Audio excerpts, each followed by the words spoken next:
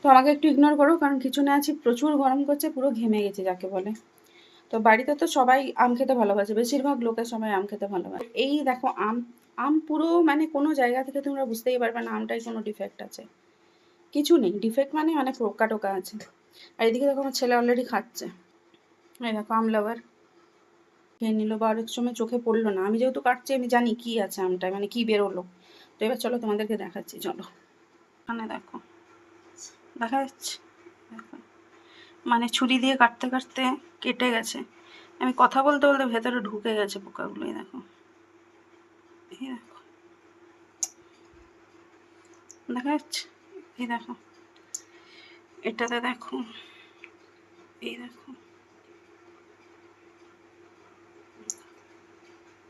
বুঝতে পারছো?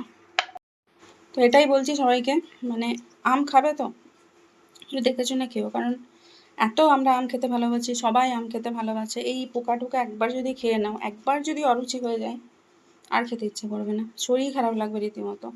না বেরোলে অন্য কারোর কাছেও যদি থাকে, মানে অন্য কেউ খাচ্ছে দেখলেও মনে লাগবে।